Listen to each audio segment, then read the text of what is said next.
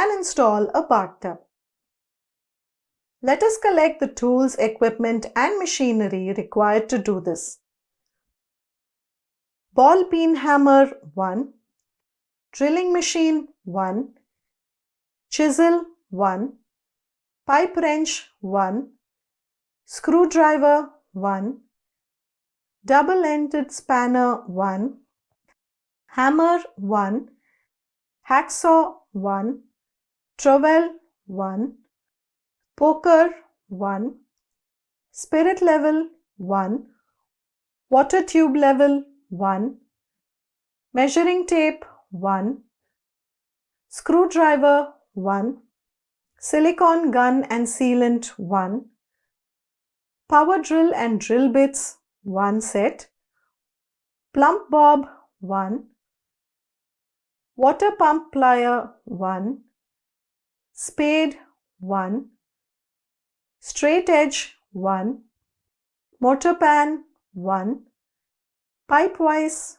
1, GI pipe and fitting as required, thread seal materials as required, plaster of Paris as required, white cement as required, solvent cement as required, angle caulk as required, push caulk as required, sink with accessories as required, bathtub with accessories as required, cement as required, fine sand as required, bricks as required, SW pipe or PVC pipe with fittings as required, water as required, and valve as required. Let us start with the installation of a kitchen sink. Hold the sink in position. The height of the front edge of the sink from the floor level should be 80 centimeters. Mark the position of the mounting wall bracket.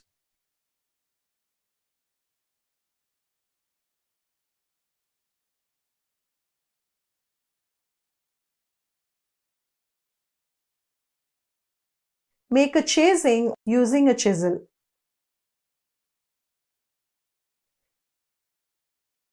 Install a wall bracket to the wall as per the structural rough-in dimensions and ensure that the bracket is level. Fix the CI cantilever bracket in the chasing using cement-concrete ratio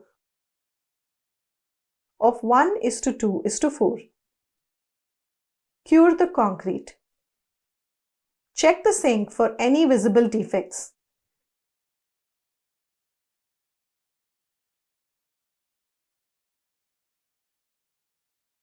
Lay the sink on its back to assemble the drain for the kitchen sink.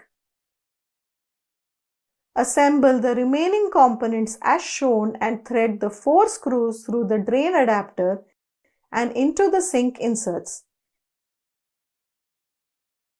Ensure that the screws compress the drain adapter evenly onto the sink. Install the faucets, valves, and optional soap according to the user manual or manufacturer's instructions. The next step is to mount the sink onto the bracket and wall. Ensure that the bowl is completely seated on the wall bracket and securely fastened to the wall at point A. Position the bowl above the wall bracket and press the back of the sink firmly to set the bowl flange into the wall bracket lip, making sure that the bowl is level. Secure the sink to the wall anchors using fasteners as per the structural rough-in requirement as stated by the installer. Next, we will install the strainer and P-trap. Connect chromium plated full threaded waste coupling to the sink. Provide the drain connection using GI or PVC pipe to the union and leave to the trap flow.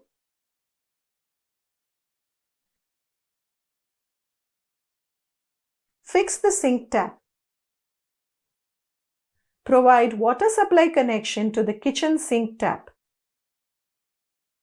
Finally, test the sink for proper functioning and check for leaks and blocks. Next, we will learn to install a bathtub. Check the bathtub for any visible defects. Place the bathtub at the specified location while keeping the top level over a sand bed and cushion. Remove the two tubular cradle legs from the bath frame and retain the screws for later. If required, using the 23 mm fixing screws, attach the black housing socket to the bath frame. Align the cradle and handsaw directly into the baseboard using the 32 mm or 1 1/4 inch screws from before. Check the length of the screw. Should the bath have an edge frame fitted to the baseboard, align and secure the cradle to it. If the cradle stands proud of the baseboard, it can be shortened using a hacksaw. Once the cradles have been secured to the baseboard of the bathtub, secure them into the leg toggles with the self-tapping screw that have been provided, making sure that the self-tapping screw pierces the steel leg. This will be easier if pre-drilled with a 3.2 mm bit. Secure the adjustable M10 feet to the cradles using M10 nuts provided. Secure the adjustable center support using screw and nuts provided to the center of the baseboard or edge frame.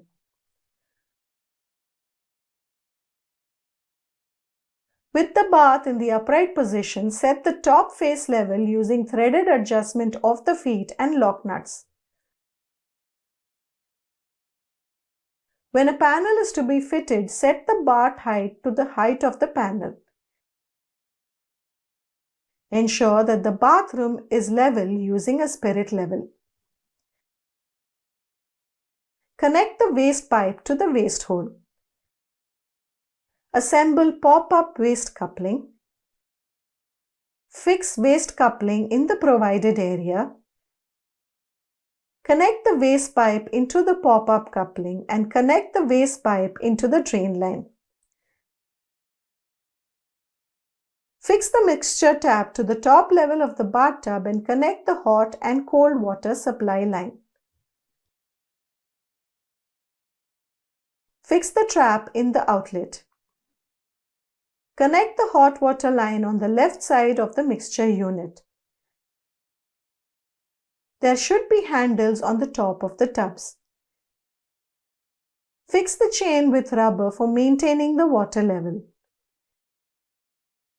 Check the bathtub for proper installation and functioning after opening the taps.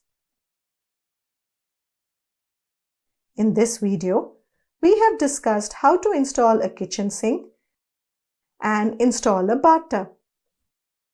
Hope you have a clear understanding of this session. Thank you all and see you in the next video. Hello everyone and welcome to this module on the plumbing trade. In today's video, we are going to learn about installing an open type and concealed flushing cistern. By the end of this video, you will be able to install an open type flushing cistern and install a concealed flushing cistern. Let us collect the tools, equipment and machinery required to do this.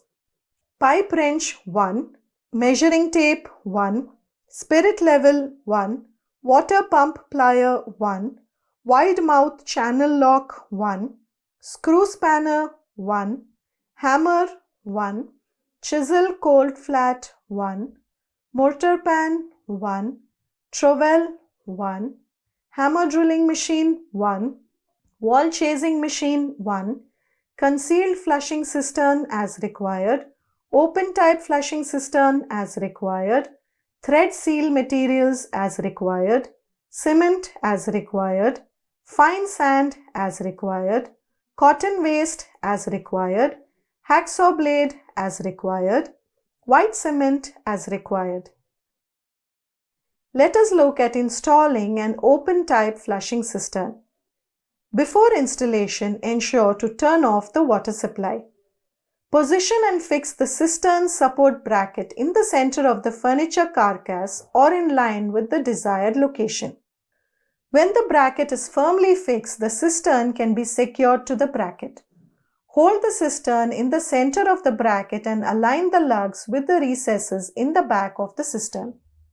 Gradually lower the cistern to engage the lugs and push down firmly until the center clip snaps into place. Moderate lateral movement is available to assist the WC pan alignment.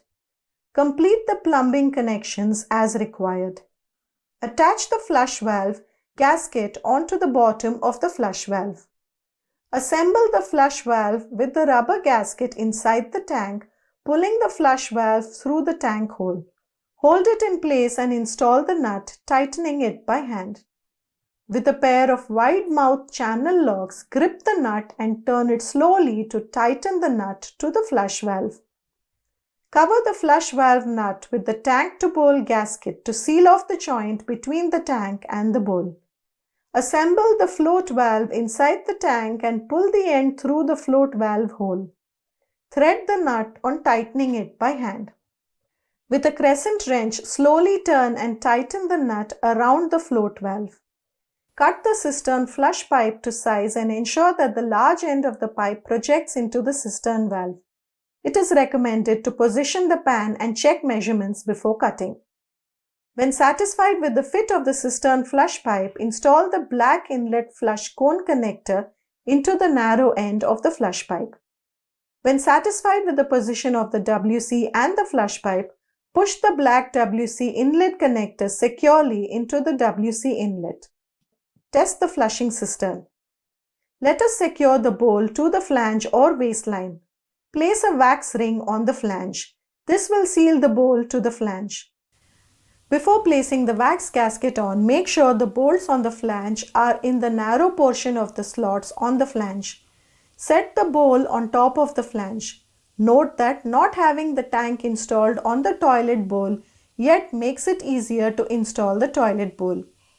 Place the bolts through the toilet bowl fixture. Put the base for the cap first, then the washer and then the nut. Now, we need to install the tank to the toilet bowl. Before setting up the tank on the bowl, make sure that the gasket is on the exterior portion of the flush valve. Place the bolts attached to the tank through the housing that are on the bowl. Place the washer and the nut. Hand tighten the nut to the bolt. Do the same for the other bolt on the other side of the tank. Tighten the nut with a socket head wrench. Make sure that the tank is now secure. Attach the supply line to the float valve on the tank. Let us now install a concealed flushing cistern. Turn off the water supply. Draw a diagram by seeing the job sheet. The first step is to set up the frame. Assemble the vertical upright and horizontal support bars onto the frame and tighten them together. Slide the two fixing mounts onto the sides of the cistern, making sure they are fitted securely. Place the vertical flush pipe onto the underside of the cistern. Secure the cistern onto the frame. First, place the elbow of the flush pipe on the frame and then press down on the cistern to clip it into place. Use a 10 mm ratchet wrench to attach the fixing mounts on the frame.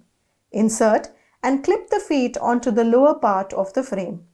Install the clamp for the 90-degree waste pipe elbow onto the frame. Next, we need to position the unit and make markings. Using the spirit level, draw a vertical line that crosses the center of the waste pipe. Measuring from the floor for a standard bowl placement at 400 mm from the floor, draw a mark A at 1 meter and a mark B at 1.08 meters. If necessary, adjust measurements to match the requirements. On mark B, draw the holes for the wall brackets 235 mm to the left and to the right of the center of the evacuation. Complete the assembly by fitting the 90-degree waste pipe elbow into the clamp. Put the unit into place and check the position with respect to the water supply and waste pipe. Maneuver the 90-degree waste pipe elbow according to the installation either horizontally or vertically. If necessary, adapt the connection using the PVC piping. Make sure that the unit is at least 230 mm from the wall, then mark the locations of the holes for the unit and foot brackets. Let us now adjust and attach the unit. Grease the seal of the 110 mm waste pipe so that the 90-degree waste pipe elbow fits easily. If you are gluing the PVC connection, use a straight glue in 90/100 sleeve. For standard bowl placement, check that the height is 230 mm. Check to make sure that the unit aligns with the marks. If necessary, adjust measurements for the desired bowl height.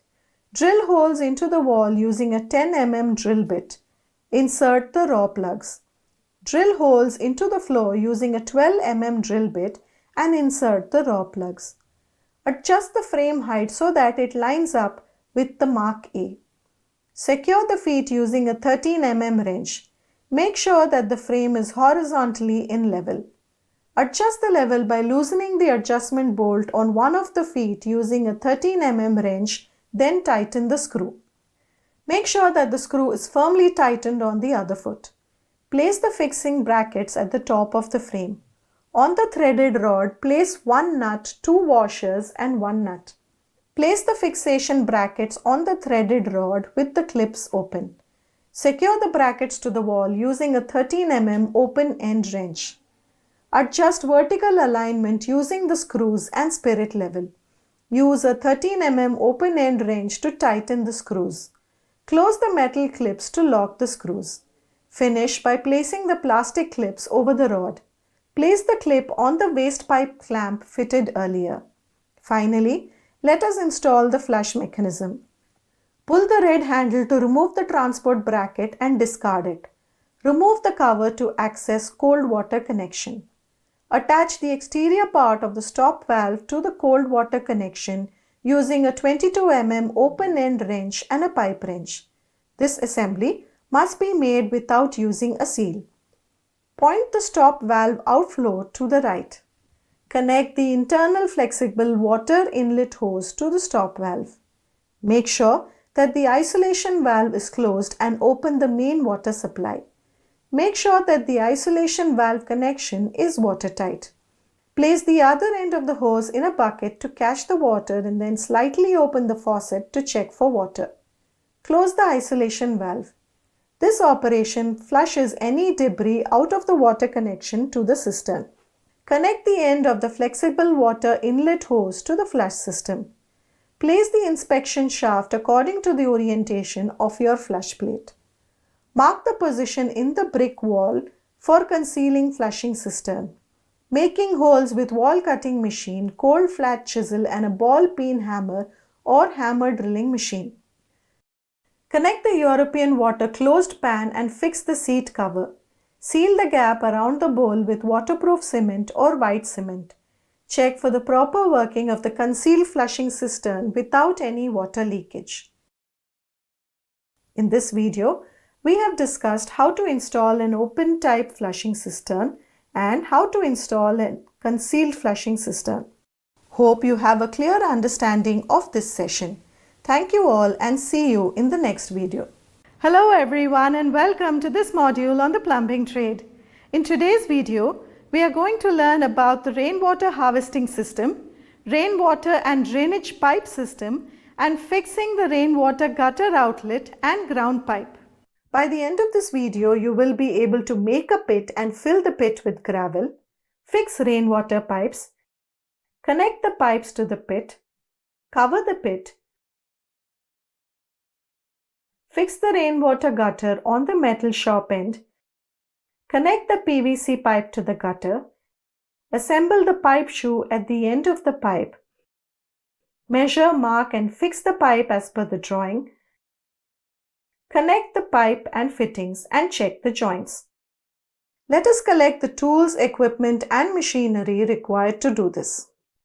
Trowel 1, spade 1, pickaxe 1, mortar pan 1, hacksaw 1, hammer 1, straight edge 1, measuring tape 1, chisel 1, plumb bob 1, rowel jumper 1, caulking tool 1, spirit level 1, blow lamp 1, water tube level 1, screwdriver 1, bricks as required, sand as required, stone aggregate as required, cement as required, pipes as required, fittings as required, RCC cover or grating as required, drilling machine as required,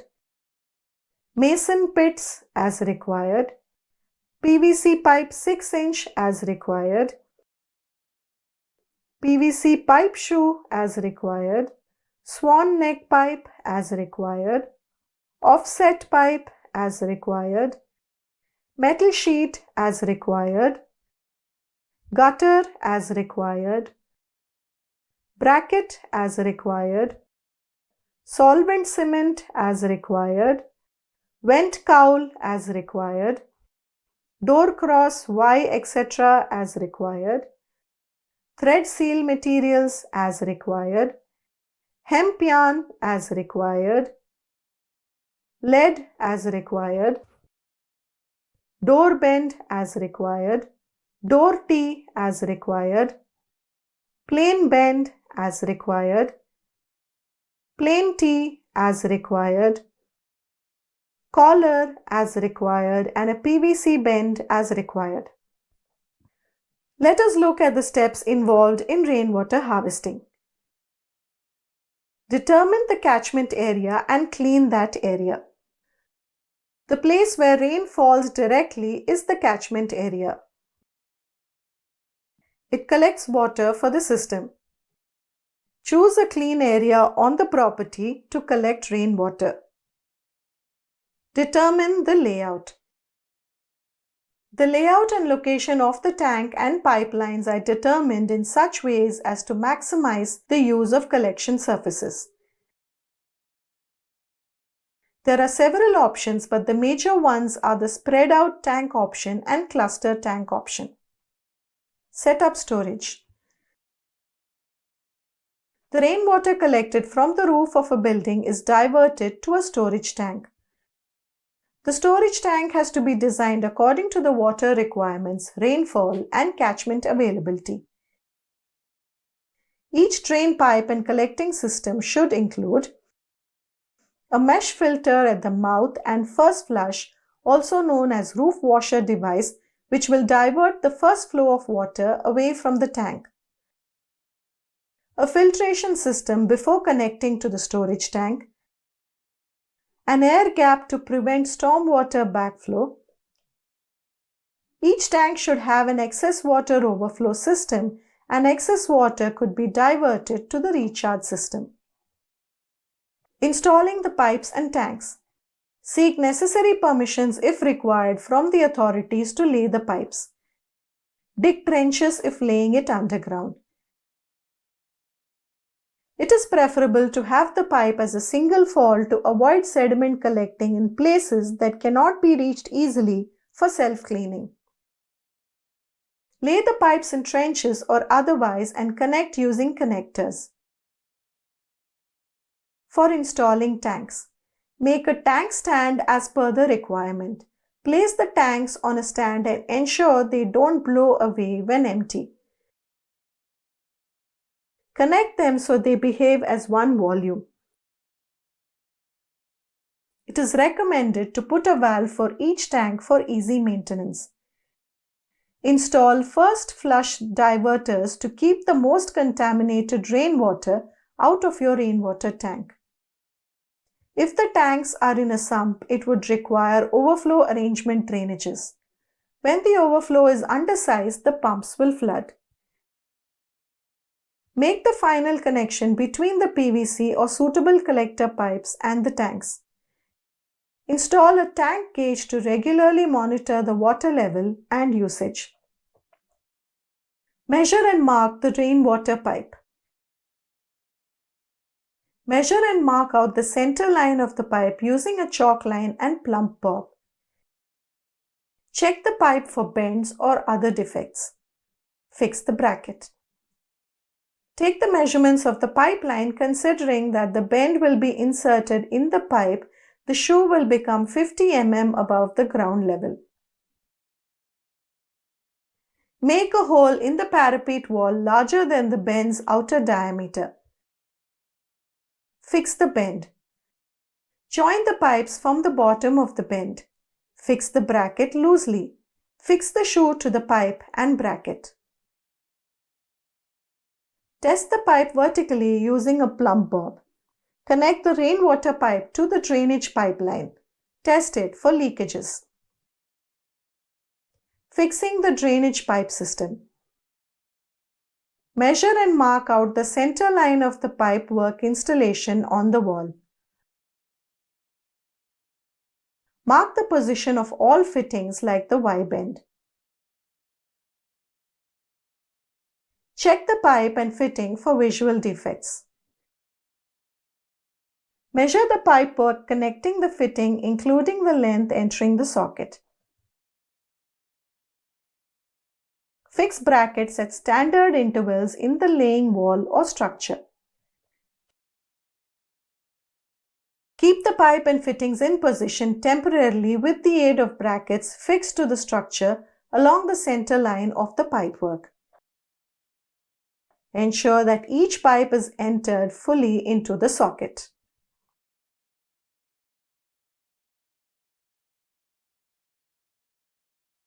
Centralize the joint using small wedge or packing. Join the pipe and fittings using lead or cement mortar starting from the bottom. Tighten the bracket, cure the cement joint and check for leakage.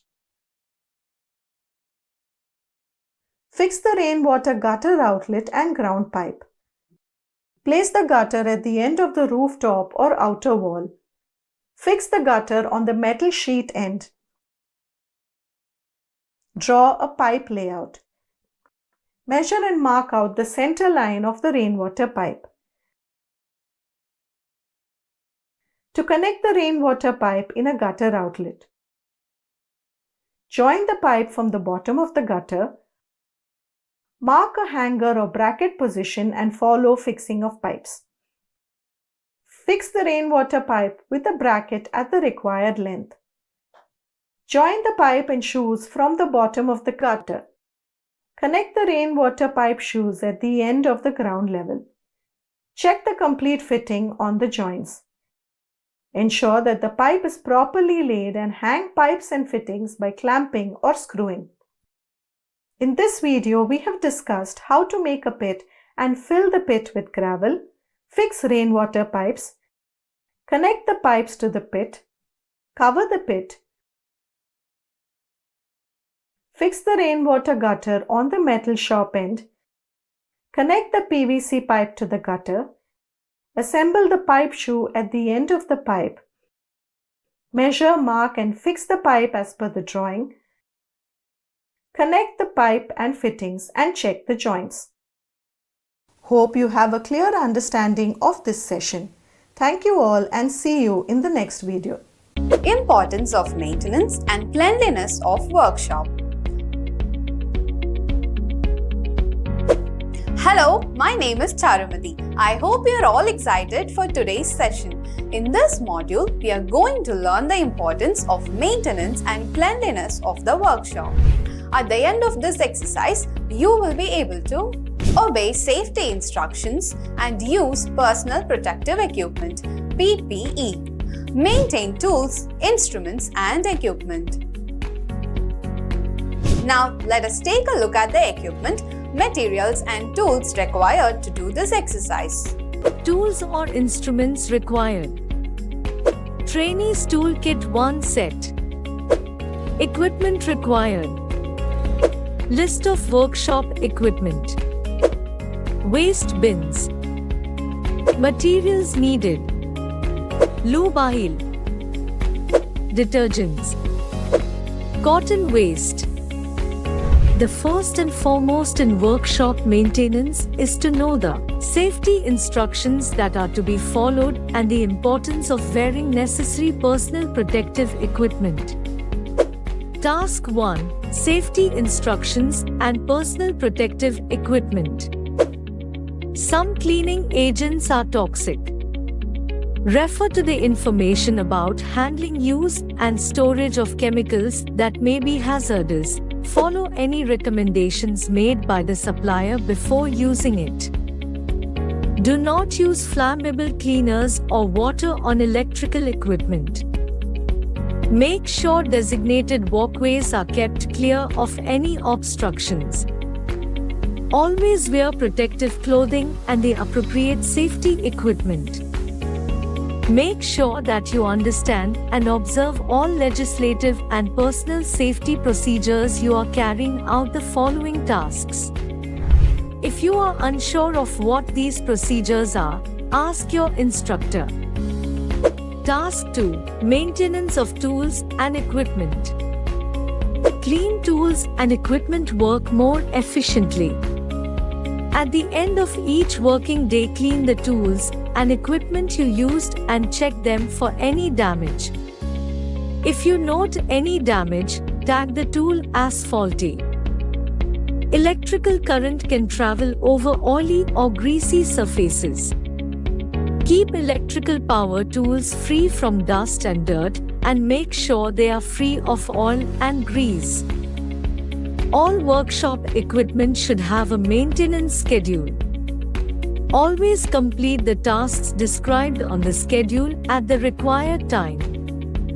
This will help to keep the equipment in safe working order. Store commonly used tools in an easy-to-reach location.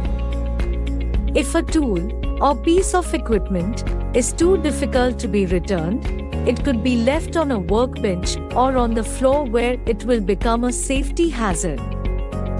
Keep your work area tidy. This will help you work more efficiently and safely. Have a waste bin close to your work area and place any waste in it as soon as possible. Dispose of liquid and solid waste, such as oils, coolant, and worn components, correctly. Do not pour solvents or other chemicals into the sewage system. This is both environmentally damaging and illegal. Always use chemical gloves when using any cleaning material because excessive exposure to cleaning materials can damage the skin. Some solvents are flammable. Never use cleaning materials near an open flame or cigarette. The fumes from cleaning chemicals can be toxic, so wear an appropriate respirator and eye protection wherever you are using these products. Now that you have understood the basic maintenance of tools, let us learn how to clean them. Task 3: Cleaning hand tools, jack, power tool, and machinery. Clean hand tools. Keep your hand tools in good, clean condition with 2 sets of cabinets. One cabinet should be lint-free to handle precision instruments or components. The other should be oily to prevent rust and corrosion.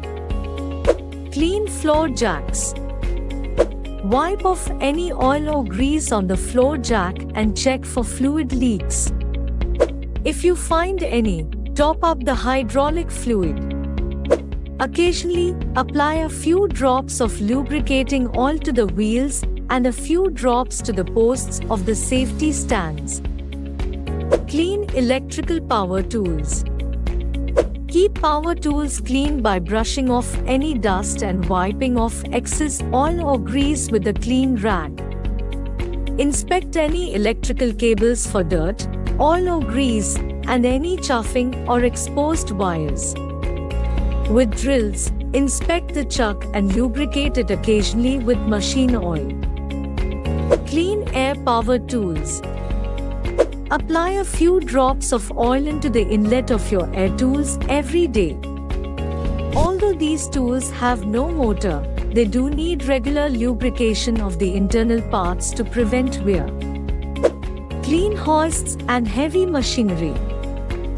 Locate and checklist or maintenance record for each hoist or other major piece of equipment before carrying out cleaning activities. Note: clean operating mechanisms and attachments of excess oil or grease. We have come to the end of the exercise. Let us have a recap on what we have learned in this module. We have learned to obey safety instructions and use personal protective equipment (PPE), maintain tools, instruments and equipment. Thus, we have learned the importance of maintenance and cleanliness of the workshop. Do this exercise with the help of your instructor. Thank you. Carry out measuring practice on cam height, camshaft journal dia, crankshaft journal dia, valve stem dia, piston diameter and piston pin dia with outside micrometers. Hi, my name is Charumati and I will be guiding you throughout this exercise. Usually, when we measure any object, say for example, you are going to measure the length of an iron bar. Which measuring instrument would you prefer to use for measuring? If the object is small, for example, approximately less than a foot, then we choose a steel rule to measure it. If suppose the length of the object is more, then we prefer a steel tape. Do you know what is the smallest value we can measure with the steel rule? The steel rule which we use in the industries has 0.5 mm accuracy. It means we can measure a value as small as 0.5 mm. When we undertake the process of overhauling an engine, it includes disassembling the engine to facilitate thorough servicing. This comprehensive servicing encompasses essential tasks such as cleaning, thorough inspection, and the subsequent reassembly of the engine components. The inspection of engine components needs measuring instruments with more accuracy than 0.5 mm, and such types of measuring instruments are called precision measuring instruments. Within the industry, a range of precision measuring instruments are utilized to ensure accuracy and precision in various processes. A few of them are shown here for reference. Micrometer is one of the important precision measuring instruments which has a measuring accuracy of 0.01 mm. And micrometers are available in various types based on their purpose. They are outside, inside and depth micrometers. Now, I am going to explain how to measure the outside diameter of the engine components like cam height, camshaft and crankshaft journal diameter, valve stem diameter, piston and piston pin diameter with outside micrometer. At the end of this demonstration, you will be able to select the correct range of outside micrometer.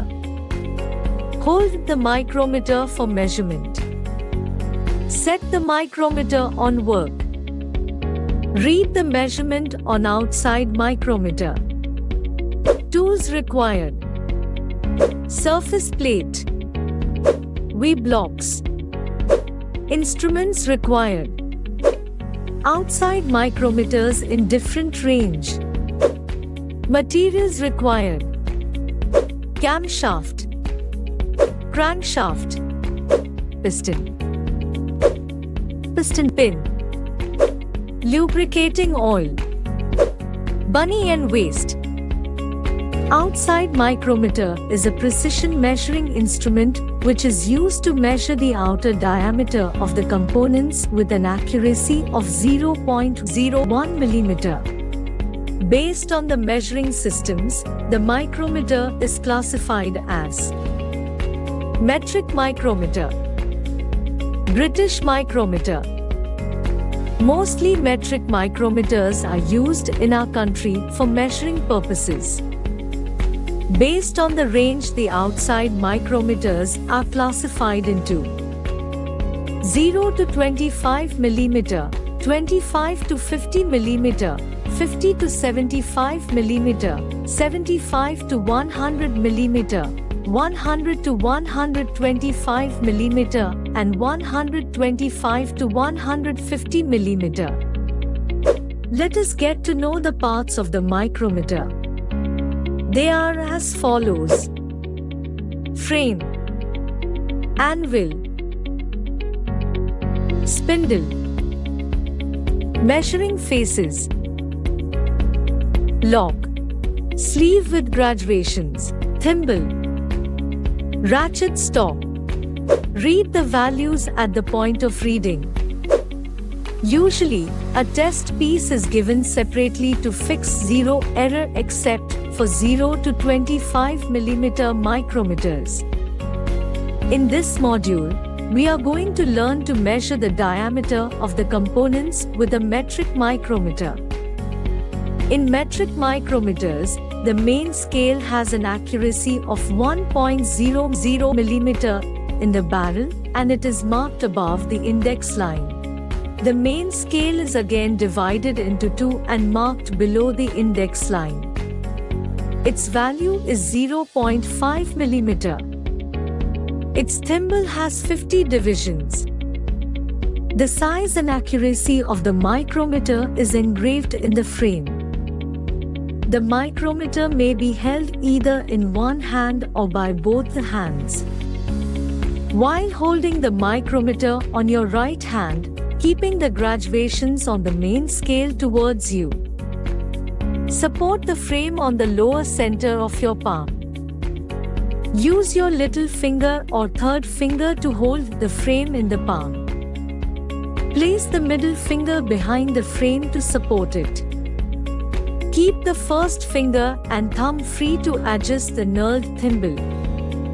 Suppose you are going to hold by both the hands, then support the frame between the fingers and the thumb of your left hand.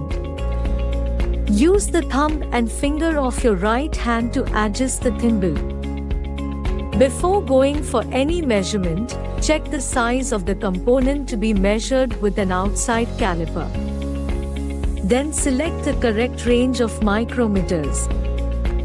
Now check any error in the micrometer. First, release the lock. For 0 to 25 mm micrometer, rotate the knurled surface of the thimble till both the measuring surfaces are very near and then start rotating the thimble by ratchet.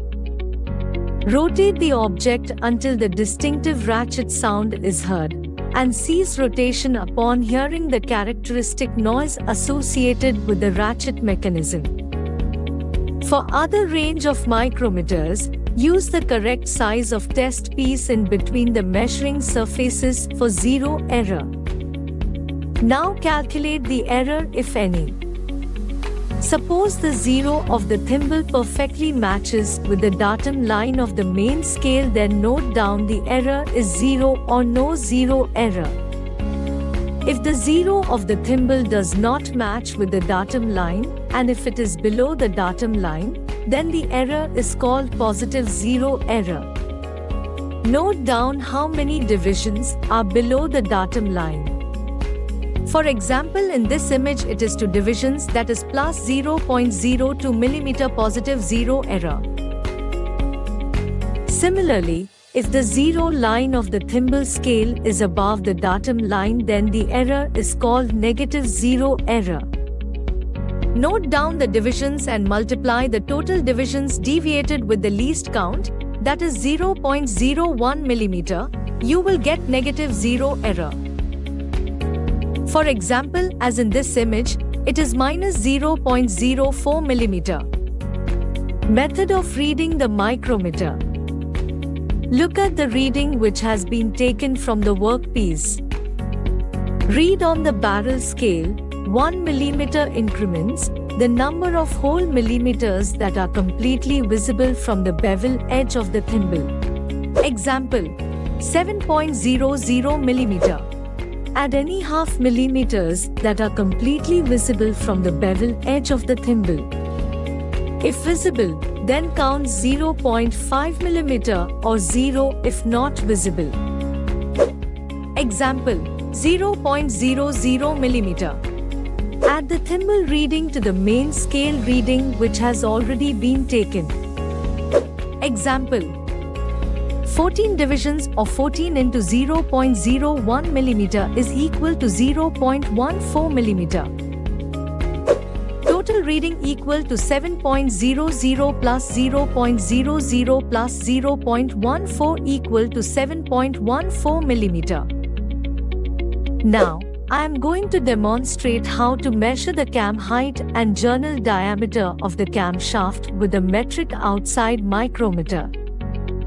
Before measuring the camshaft, clean the surface plate and apply a layer of oil. Place the correct size of V-blocks properly on the surface plate. Select the camshaft to be measured and clean it thoroughly. Place the camshaft on the V-blocks. Select the correct size of the metric micrometer. Say for example, the approximate size of the cam is 40.00 millimeter. Then select a 25 to 50 millimeter micrometer. Check any error in the micrometer and note down the value. Following which, release the lock. Then rotate the knurled surface of the thimble in anti-clockwise direction slightly above the approximate measured value. Now place the measuring faces of the anvil and spindle on the cam to be measured and rotate the thimble with the ratchet in clockwise, that is screwing towards the frame.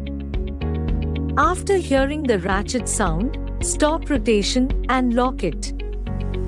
Try to move the micrometer on the measuring surfaces of the cam and feel a small friction on the measuring faces of the micrometer.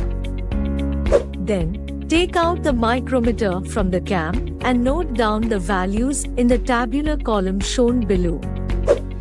In the similar manner, measure the camshaft journal and enter the values in the tabular column. Next, clean the crankshaft to be measured. Place the crankshaft on the surface plate with the support of V-blocks. Measure the crankshaft journal and record the values in the tabular column. Clean the valve to be measured. Hold the valve in one hand and keep the micrometer with the other hand. Measure the stem diameter in 3 different places to check for any taper and record the values. Check for any scuffing. Clean the given piston to be measured. Place the piston on the surface plate. Measure the piston diameter in its skirt as shown following the manufacturer's specifications and record the values. Moving on, clean the piston pin and hold in your right hand. Keep the micrometer with the left hand, measure and record the values. Let us have a recap of what we have learned in this module. We have learned to select the correct range of outside micrometer. Hold the micrometer for measurement. Set the micrometer on work. Read the measurement on outside micrometer. Thus, we have learnt how to measure cam height, camshaft journal dia, crankshaft journal dia, valve stem dia, piston diameter and piston pin dia with outside micrometers. Hope you are clear on this. Do this exercise with the help of your instructor. Thank you. Carry out measuring practice on the height of the rotor of an oil pump from the surface of the housing or any other auto component measurement with a depth micrometer. Hi, my name is Charumati. Hope you are all excited for today's session. Automobile service industry involves general maintenance as per the manufacturer's schedule. troubleshooting the problems and rectification of faults by dismantling the particular assembly, inspection, replacement or repairing of problematic components and assembling. The inspection mainly includes measurement.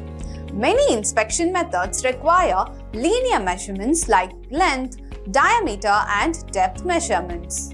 The depth measurement can be carried out with precision measuring instruments like depth micrometers. Now we are going to learn how to carry out the depth measurements with a depth micrometer.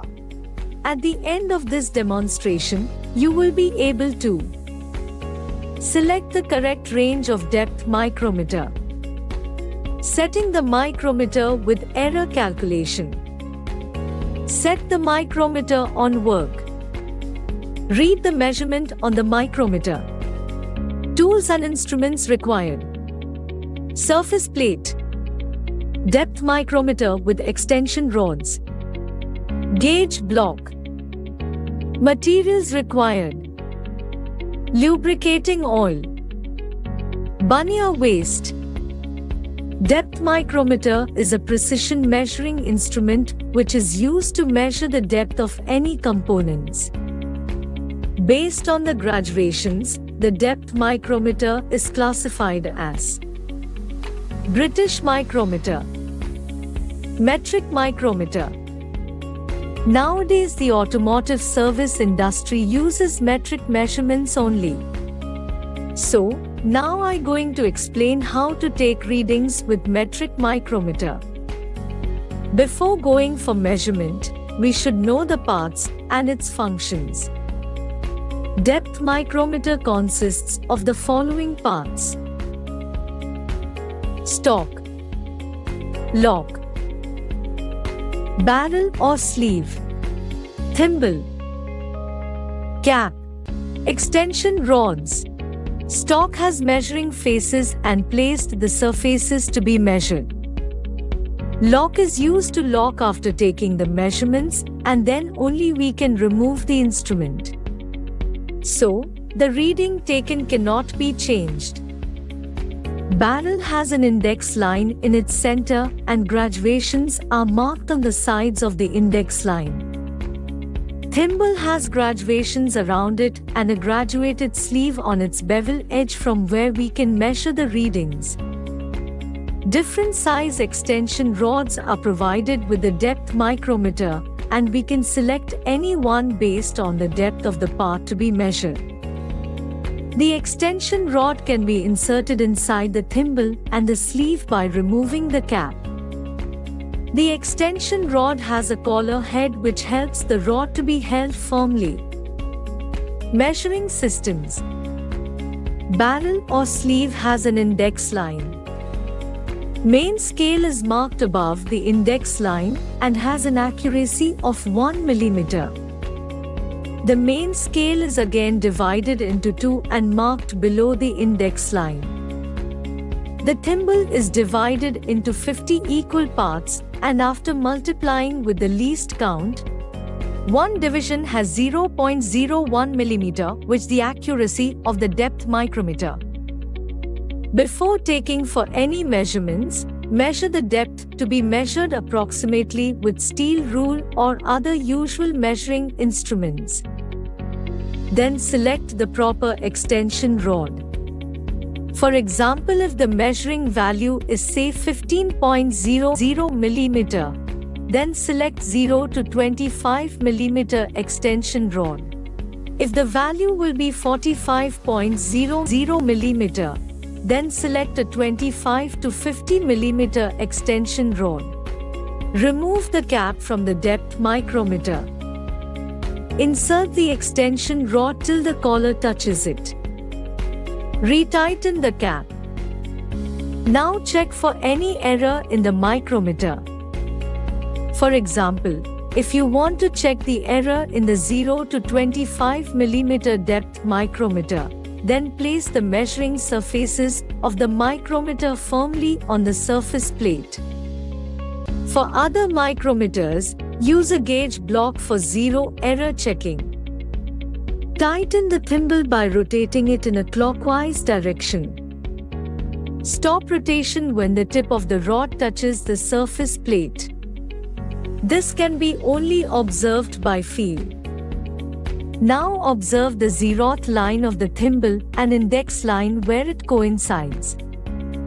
If both the lines coincide, then there is no error or zero error. If the zero line of the thimble is below the index line, then it is a positive error. Count the divisions deviated from the index line. For example, two divisions are deviated, then the error is plus 0.02 mm. If the zero line of the thimble is above the index line, then it is a negative error.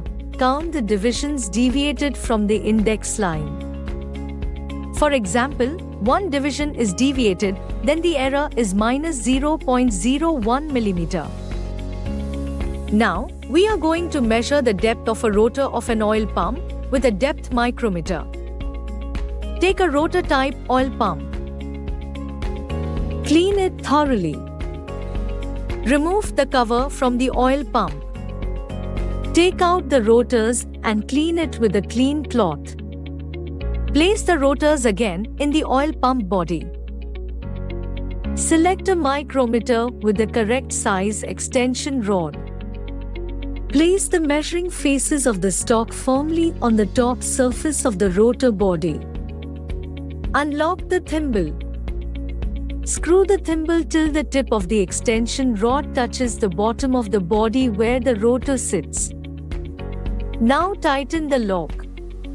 Remove the micrometer from the oil pump. Take the readings.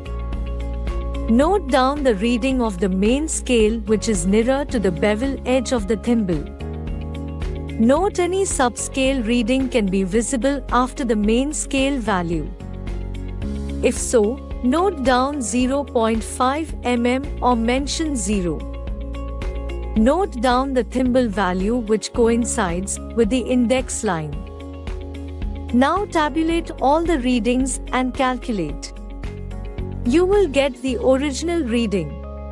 Thus, we have learnt to measure the height of the rotor of an oil pump from the surface of the housing or any other auto component measurement with a depth micrometer.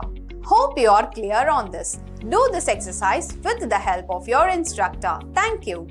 Hello viewers, welcome to DigiShala. I am Rajalakshmi, Training Manager working at National Institute of Rural Development and Panchayati Raj, Hyderabad. Today we will discuss some of the queries we got from